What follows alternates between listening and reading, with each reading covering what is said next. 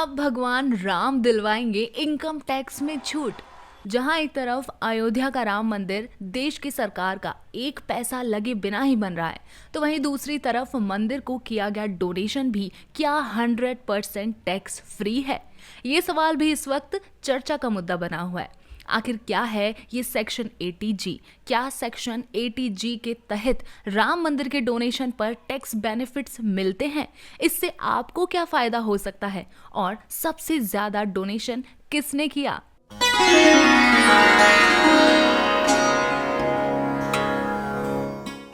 जहां पूरे भारत में मंदिर को लेकर जश्न मनाया जा रहा है, तो वहीं दूसरी तरफ कुछ लोग ऐसे भी हैं जो मंदिर पर हो रहे खर्चे को लेकर कुछ ज्यादा ही परेशान है। महल बनवा दिया, मंदिर बनवा दिया, सब बेकार की बात। नीयत साफ होनी चाहिए। मंदिर के लिए सरकार का पैसा इस्तेमाल नहीं किया गया है, बल्कि देश भर से जो डोनेशन आया है अब तक कुल 5,500 करोड़, उसके भी ब्याज के पैसों से मंदिर का निर्माण हुआ है।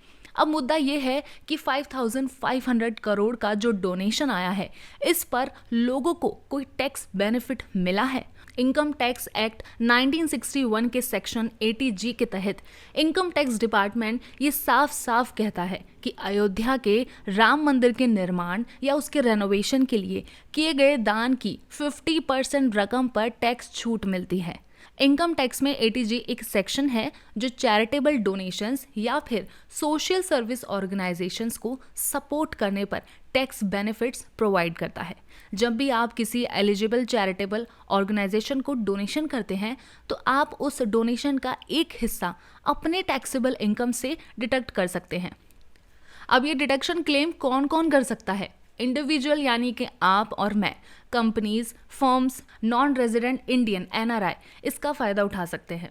तो अगर आपने राम मंदिर के रिपेयर या उसके रेनोवेशन के लिए कुछ डोनेट किया है और वो श्री राम जन्मभूमि तीर्थ क्षेत्र ट्रस्ट के गाइडलाइंस के मुताबिक है, तो आप अपने इनकम टैक्स में डिडक्शन क्लेम कर सकते हैं। लेकिन याद रहे कि सही रिकॉर्ड्स और रिसिप्ट्स को मेंटेन करना इम्पॉर्टेंट है। अब राम मंदिर बनाने के लिए सबसे ज़्यादा पैसा आखिर किसने डोनेट किया? तो ये है और कोई नहीं बल्कि स्पिरिचुअल गुरु मोरारी बापू, जिन्होंने 11.3 करोड़ रुपीस डोनेट करके राम मंदिर के सबसे बड़े डोनर बन गए हैं। हालांकि इसमें से 8 करोड़ रुपीस दुनिया भर से इनके फॉलोअर्स ने ही डोनेट किए हैं। ये इन्फॉर्मेशन अगर आपको यूजफुल लगी है तो चैनल को सब्सक्राइब कर देना और कमेंट में जय श्री राम लिखना मत भूलना।